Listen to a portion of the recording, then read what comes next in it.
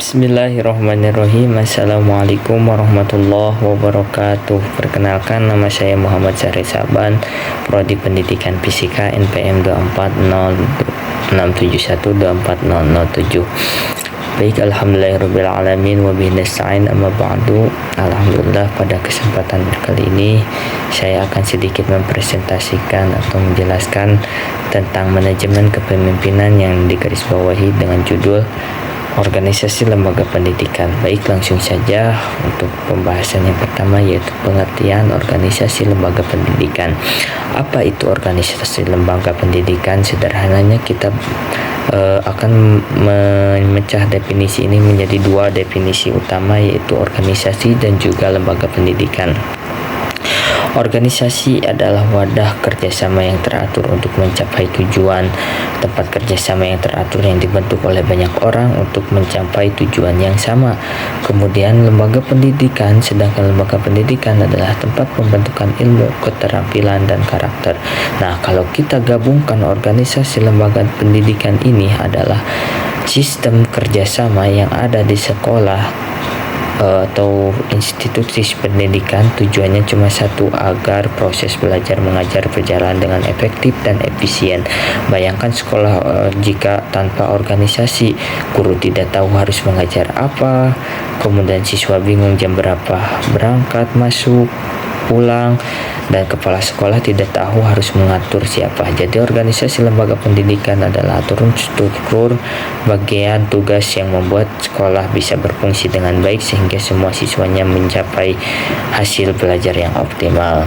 Kemudian setelah kita tahu apa itu organisasi pendidikan, sekarang kita lihat jenis-jenisnya. Di sini ada jenis organisasi pendidikan, ada dua jenis utama, yaitu organisasi formal dan organisasi informal.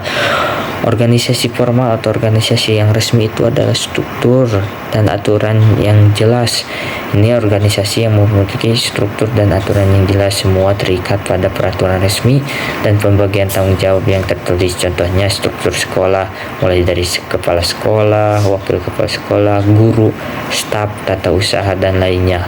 Kemudian yang kedua ada organisasi informal, di mana organisasi ini atau organisasi tidak resmi, tidak memiliki struktur tertulis, terbentuk secara alami dari hubungan sosial dan interaksi sehari-hari.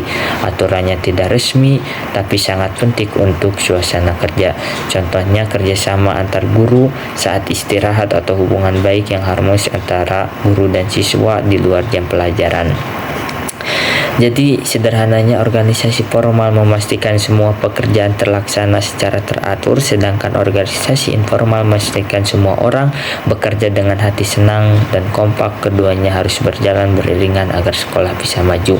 Kemudian mari kita lihat struktur utama yang ada di setiap pendidikan.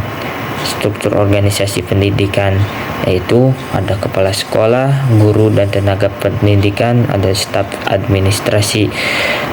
Kepala sekolah, beliau adalah pemimpin tertinggi yang bertanggung jawab atas seluruh operasional sekolah. Guru dan tenaga kependidikan, mereka adalah ujung tombak yang melakukan proses pembelajaran atau proses belajar mengajar. Tenaga pendidikan seperti pustakawan atau yang di laboratorium membantu mendukung proses belajar ini. Nah, staf administrasi, mereka mengurus segala urusan tata usaha, surat menyurat, dan data-data sekolah. Dan yang paling penting ada komite sekolah. Peran komite sekolah ini jadi ada 3 peran poin utama, yaitu memberikan pertimbangan, mereka memberikan saran dan pertimbangan untuk kebijakan dan program sekolah agar sesuai dengan kebutuhan masyarakat. Kedua, menggalang sumber daya, mereka membantu mencarikan dukungan baik itu dana, tenaga, atau sarana lain yang dibutuhkan sekolah untuk meningkatkan kualitas pendidikan. Ketiga, mengawasi dan menampung aspirasi, mereka bertugas mengawasi pelayanan pendidikan menjadi tempat bagi masyarakat untuk menyampaikan masukan, kritik, atau harapan mereka kepada sekolah. Jadi struktur organisasi ini memastikan ada pembagian tugas yang jelas, dan komite sekolah menjamin adanya dukungan dan kontrol dari masyarakat agar sekolah berjalan dengan baik. Nah, untuk sekarang pada slide yang berikutnya, sekarang kita bahas tentang desain organisasi. Apa itu desain organisasi? Desain organisasi itu cara mengatur hubungan kerja dan koordinasi antar bagian. Semua bagian di sekolah, contohnya kepala sekolah, seperti itu, guru, staf, dan lain-lain, supaya mereka bisa bekerja sama dengan lancar. Ini organisasi yang didesain dengan baik memiliki 3 ciri penting, yaitu hubungan kerja dan komunikasi jelas. Setiap orang tahu ke siapa dia harus melapor dan siapa yang harus dia koordinasi. Tidak ada miskomunikasi. Kemudian yang kedua, koordinasi efektif dan efisien. Jadi pekerjaan dilakukan tepat waktu dengan sumber daya yang pas dan tanpa pemborosan tenaga atau biaya. Dan yang ketiga yaitu mampu beradaptasi dengan perubahan zaman dan teknologi. Organisasi tersebut tidak kaku, ia harus bisa menyesuaikan diri dengan perubahan zaman sekarang dan teknologi. Contoh nyatanya ada proses pembelajaran kita. Sekolah yang dulu hanya mengenal tatap muka di kelas, kini harus mengubah desain kerjanya agar bisa menggabungkan pembelajaran digital. Guru harus berkoordinasi untuk membuat materi daring, staf administrasi harus mengurus platform digital, dan semua harus menyesuaikan diri bagaimana.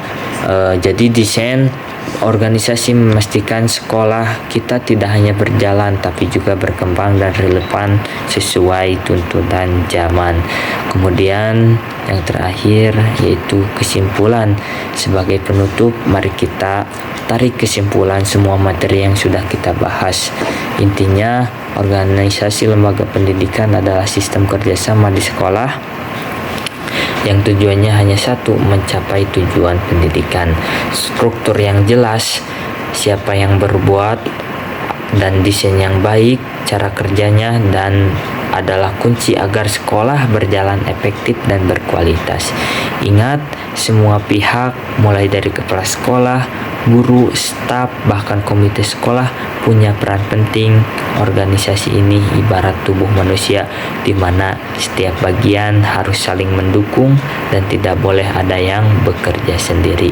Mungkin cukup sekian penjelasan dari saya. Mohon maaf apabila masih banyak kekurangannya dan kesalahannya.